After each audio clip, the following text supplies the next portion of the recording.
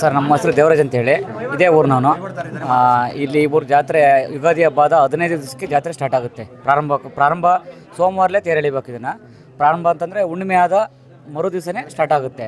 ಶನಿವಾರ ದಿವಸ ದೇವ್ರ ಉತ್ಸವ ಹೊಡಿಸಿ ಗರುಡ್ ಪಟ ತಗೊಂಡು ಅಲ್ಲಿ ಜಂಡಗಣ ಅಂತಿದೆಯಲ್ಲ, ಜಂಡಗಣ ಏರಿಸ್ತೀವಿ. ಮತ್ತು ಯಥಾ ಪ್ರಕಾರ ತೇರೆಲ್ಲ ಕಟ್ಬಿಟ್ಟು ಭಾನುವಾರ ಸಂಜೆ ಇದು ಗಂಗೆ ತರಕ್ಕೆ ಅಂತೇಳಿ ಕೆಳಗಡೆ ಬಾವಿ ಇದೆ, ಕೆಳ ಬಾವಿ ತಕ್ಕ ಹೋಗಿ ಅಲ್ಲಿಂದ ಗಂಗೆ ಪೂಜೆ ಮಾಡ್ಕೊಂಡು ತೇರಿನ ಕಳಸ ಪೂಜೆ ಮಾಡ್ಕೊಂಡು ಅಲ್ಲಿಂದ ನೆಲಮಡಿ ಮೇಲೆ ಭಾನುವಾರ ನೆಲಮಡಿ ಮೇಲೆ ದೇವ್ರು ಅದನ್ನು ಕಳಸನೂ ಆಗಲಿ ಇದನ್ನು ಕರ್ಕೊಂಬರ್ತೀವಿ. ಆಮೇಲೆ ಕಳಸ ಹಾಕಾದ್ಮೇಲೆ ಭಾನುವಾರ ಮತ್ತೆ ಅದೇ ಸ್ವಾಮಿನ ಆನೆ ಮೇಲೆ ಉತ್ಸವ ಮಾಡಿಬಿಟ್ಟು, ಆನೆ ಅಲ್ಲ ಇಲ್ಲೇ ನಮ್ಮದು ವಾಹನ ಆನೆ ವಾಹನ ಇದೆ, ಅದ್ರ ಮೇಲೆ ಉತ್ಸವ ಮಾಡಿಬಿಟ್ಟು ತದನಂತರ ಆದಮೇಲೆ ಅದು ಉತ್ಸವ ಆದಮೇಲೆ ಸ್ವಾಮಿಗೆ ಇದು ಬಾಸಿಂಗಧಾರಣೆ ಆಗುತ್ತೆ. ಬಾಸಿಂಗಧಾರಣೆ ಆದಮೇಲೆ ಒಂದು ಪೂಜೆ ಮಾಡಿಬಿಟ್ಟು ಮಾಮಂಗಳಾರತಿ ಮಾಡಿಬಿಟ್ಟು ಮುಗಿಸ್ತಾರೆ. ಮತ್ತು ಸೋಮವಾರ ಬೆಳಗ್ಗೆ ಎಲ್ಲರ ಮನೇಲಿ ಎಡೆ ಕೊಡ್ತಾರೆ. ಎಡೆ ಕೊಟ್ಟಾದಮೇಲೆ ಸೋಮವಾರ ಸಂಜೆ 4 ಗಂಟೆಗೆ ಇಲ್ಲ 4:15 5 ಗಂಟೆಗೆ ಅಟ್ಪಲ್ಲಕ್ಕಿ ಉತ್ಸವ ನಡೆಯುತ್ತೆ. ಅಟ್ಪಲ್ಲಕ್ಕಿ ಉತ್ಸವ ಆದಮೇಲೆ ಸ್ವಾಮಿ ರಥ ಇರೋದು. ರಥ ಇರೋಕ್ಕಿಂತ ಮುಂಚೆ ಎಲ್ಲ ಜನರು ಬಂದು ಕಾದಾದಮೇಲೆ ಆಮೇಲೆ ಬಲಿ ಹೊಡೆದಾದ್ಮೇಲೆ ತೇರು ಸ್ವಾಮಿ ರಥ ಏರುತ್ತೆ. ರಥ ಏರಾದಾದಮೇಲೆ ಇನ್ನು ರಥ ಏರಾದಮೇಲೆ ಆ ಪಕ್ಕದೂರಲ್ಲಿ ಕಬೀರಗಳಿ ದೇವರು ತಿರುಮಲೇಶ್ವರ ಸ್ವಾಮಿ, ಕೆಂಚರಾಯ ಸ್ವಾಮಿ, ಆಮೇಲೆ ಕಟಕರೇಜಿ ಚೌಡಮ್ಮ ದೇವರಿಂದ ಬರ್ತಾರೆ. ಆಮೇಲೆ ಹೆಬ್ಬಾಳಿಂದ ವಿಶೇಷವಾಗಿ ಈ ದೇವ್ರ ತಂಗಿ ಅಂತಲೇ ಇದೆ, ಹೆಬ್ಬಾಳಮ್ಮ ಅಂತೇಳಿ, ದೊಡ್ಡಮ್ಮ ಅಂತೇಳಿ, ಅವ್ರನ್ನ ಕರ್ಕೊಂಬರ್ತಾರೆ. ಕರ್ಕೊಂಬಂದು ಎಲ್ಲ ಒಟ್ಟಿಗೆ ಚಾಮಗಳೆಲ್ಲ ಕರ್ಕೊಂಬಿಟ್ಟು ಒಟ್ಟಿಗೆ ಬರ್ತಾರೆ. ಒಟ್ಟಿಗೆ ಬಂದ್ಬಿಟ್ಟು ಇಲ್ಲಿ ತೇರ್ಸು ಪ್ರದರ್ಶನ ಹಾಕ್ಕೊಂಡು ಇಲ್ಲಿ ವೀರಲಿಂಗೇಶ್ವರ ದೇವಸ್ಥಾನ ಇದೆ, ಅಲ್ಲಿ ಹೆಬ್ಬಾಳಮ್ಮ ಅಲ್ಲಿ ಗದಿಗೆ ಆಗುತ್ತೆ.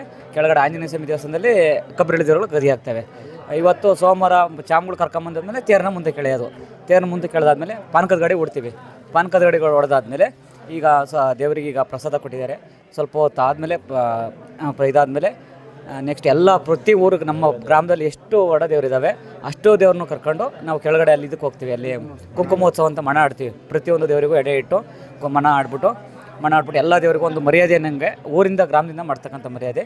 ಅದೆಲ್ಲ ಆದಮೇಲೆ ಅದೆಲ್ಲ ಪೂರ್ತಿ ಮುಗಿಸ್ಕೊಂಡು ಕೊನೆಗೆ ಚಾಮಗಳಿಗೆ ಪ್ರಸಾದ ಕೊಟ್ಟು ಊರಿಗೆ ಒಳ್ಳೇದಾಗಲಿ ಅಂತೇಳಿ ಕರ್ಕೊಂಬಂದ್ಬಿಟ್ಟು ಎಲ್ಲ ದೇವರು ಗದಿಗೆ ಆಗ್ತವೆ. ಆಮೇಲೆ ಒಂದು ವಿಶೇಷವಾಗಿ ಇಲ್ಲಿ ಒಂದು ವಿಶೇಷವಾಗಿ ಇನ್ನೊಂದು ಕಾರ್ಯಕ್ರಮ ನಡೆಯುತ್ತೆ, ಅದ್ರ ಬಗ್ಗೆ ಹೇಳಲ್ಲ. ಅದಾದಮೇಲೆ ಸಂಜೆ ರಾತ್ರಿ 10 ಗಂಟೆಗೆ ಈ ದೇವರು ಅದೇ ಚಂದ್ರಮಂಡಲೋತ್ಸವ ಮಾಡ್ತೀವಿ.